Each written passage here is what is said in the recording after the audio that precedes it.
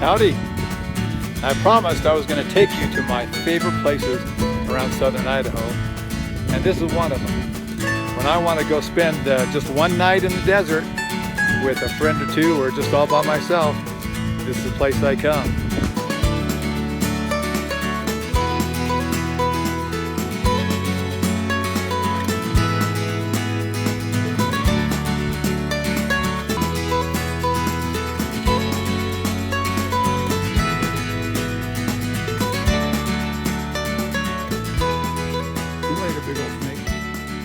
At first glance, it might be hard to tell why this is my favorite spot.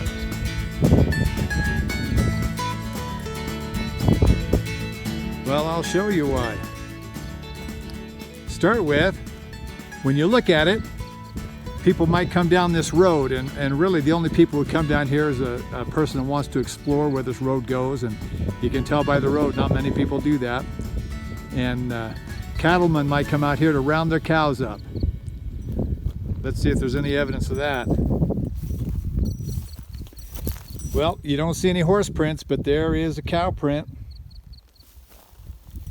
And if you look close, there's probably deer tracks here also.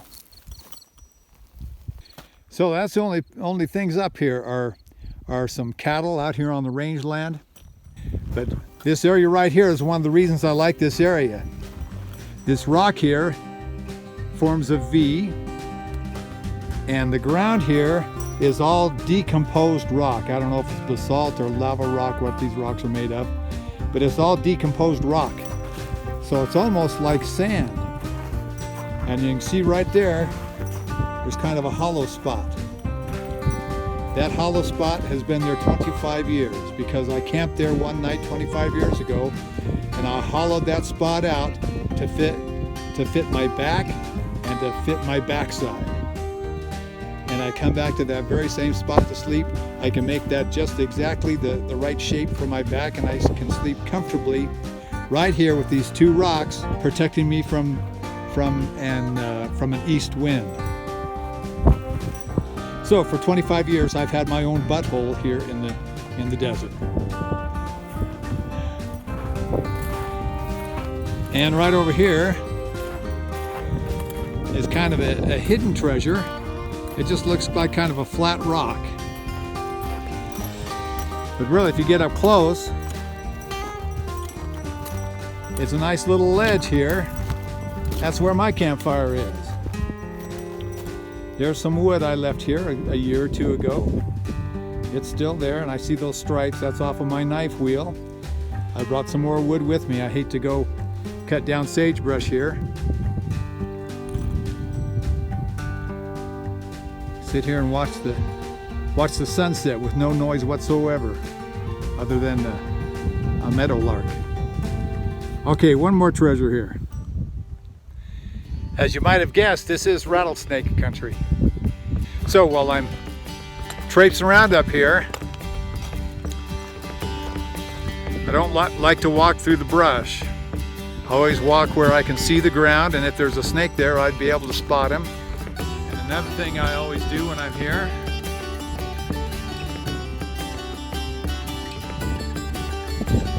as you can see, I've got high top boots. I've had guys with rattlesnake shows tell me that most snakes will not strike higher than 10 inches off the ground. 10% of snakes are called high strikers. They'll strike higher than 10 inches. So I didn't wear my regular cowboy boots. I wore my hot top red boots just in case there's any high strikers out here. This is the valley just a few feet from our campsite. I know there's coyotes here because you can hear them as soon as the sun goes down, and I saw some on the way up here. Water snakes, bull snakes, rattlesnakes, all kinds of little rodents, and mountain lions. Although you probably won't see them, but they're there. There's also deer and elk, and maybe a bear or two. If I see a bear, I hope it's from a long ways away. As far as I'm concerned, there's only a few rules while we're here. A person can walk anywhere they want, but only walk where you can see the ground. You don't want to get messed up with a rattlesnake. While we're here, we pick up all our garbage. We want to leave the place like it was when we found it. And I don't come here to kill anything that lives here. So, oh, and the other important thing is you have to take care of your fire. The stuff that grows here, we call it cheatgrass. This stuff burns like it's covered in gasoline. So later in the summer when the grass has grown up more, we probably wouldn't want to start a fire here at all. It's pretty dry here. This cheatgrass is dry, you would burn really well. But if you took notice where we set up our fire pit, there's no grass there. And the grass that is there is green. Very, very little fuel for a fire to take off. So that makes this a good camp spot.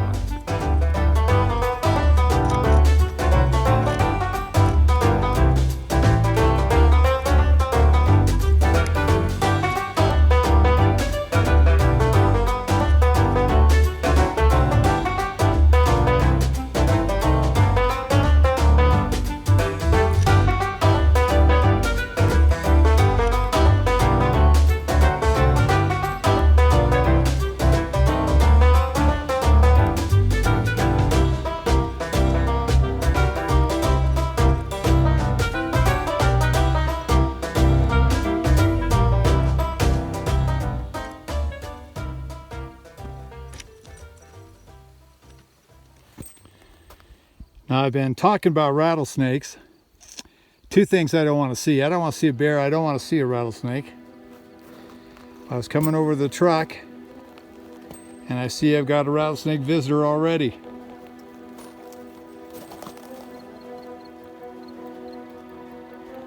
Curled up underneath the tire there.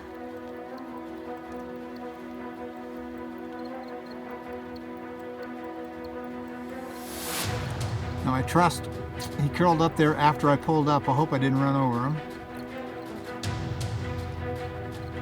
He's not moving, I'm not sure, you know. There may be a bull snake. I can't see his tail.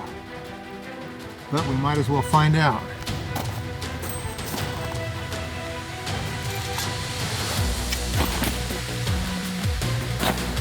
Feel pretty confident. I brought my shovel.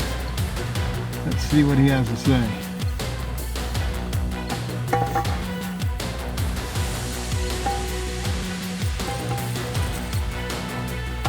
I heard a little bit of scraping.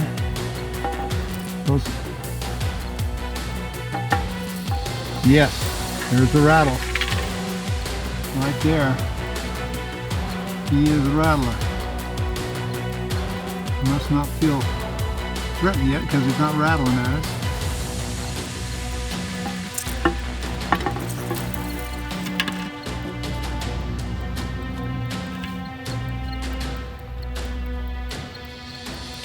Now, I like to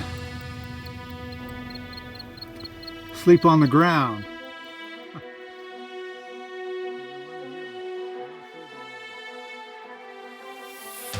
want to see the stars at night, but I got rattlers around here. So I don't know what I'm going to do. Guess I'll chase him off. Maybe we'll chase him off.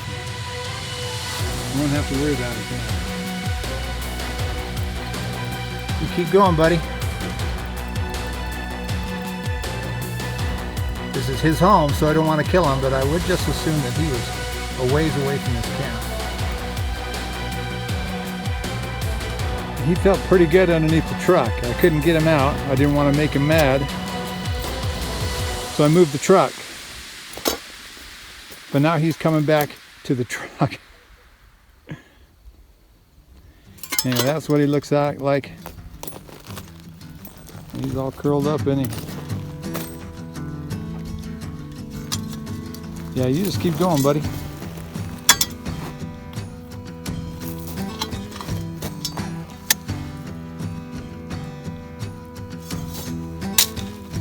I just didn't ease him on out of here.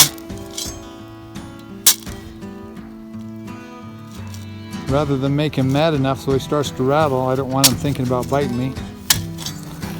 Get away from the truck. Go away. You get over in the brush. And then I won't go over there to it.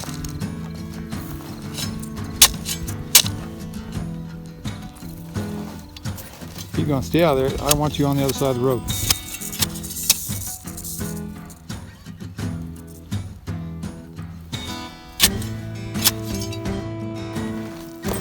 I can't see him in there.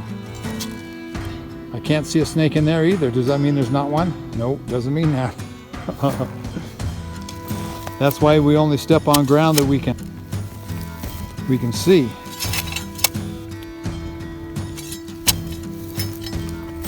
I'm not going to stand too close to there in case he's a high striker.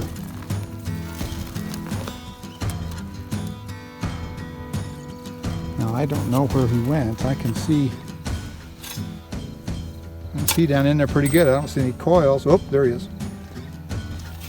There he is right there.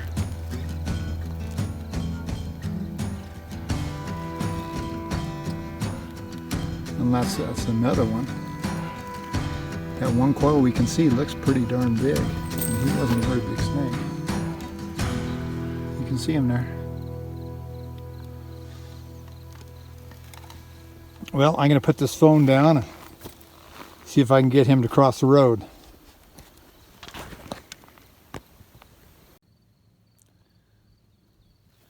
Well, the work's almost done. The bed is all ready. Now it's time for a fire. Now sometimes I come up here and I start a fire without matches just to see if I can. Well, this time I forgot the matches, so I'm gonna have to do it. Use that striker there, use my knife, scraping it down that rod there, and that'll throw a spark. And I'm going to go around and collect two things. I'm going to collect a bunch of this cheatgrass because that's really dry, and that'll start with just a spark. And I'm going to collect some very small sagebrush, old dead sagebrush. That stuff is brittle and dry. If I can get that grass burning at all, then that stuff will take right off.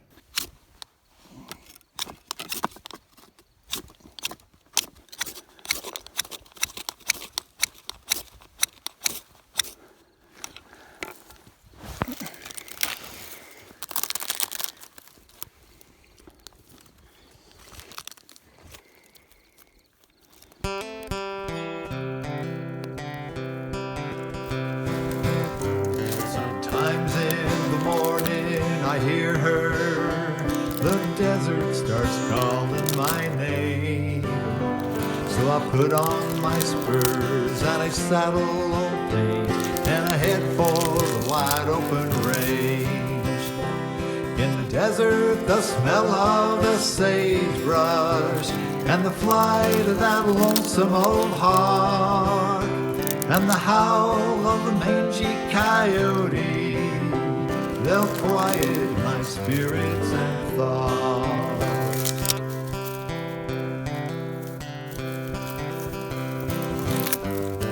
When I was a young lad, I wondered, oh, where I'd find my true love. Though my wife and my children are special to me, my spirit gains strength from above. In the desert, the smell of the sagebrush and the flight of that lonesome old hawk and the howl of the mangy coyote, they'll quiet my spirits and thoughts. The touch of the desert comes softly as a breeze comes a-wandering by. The sights and the sounds of the desert will comfort my soul till I die.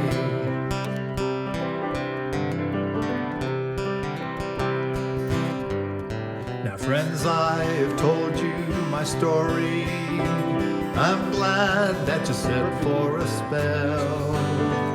Treat your horse as a partner and the land as your friend, and your travels will all turn out well. But remember the smell of the sagebrush and the flight of that lonesome old hawk, the familiar clip-clop of your pony. Your direction will never be lost. They'll quiet your spirit. Just listen to the crickets and watch the fire.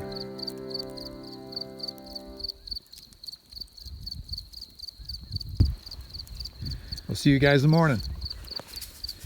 Well, we made it through the night and slept pretty good. Watched the stars for a while. I think we got all our stuff packed up.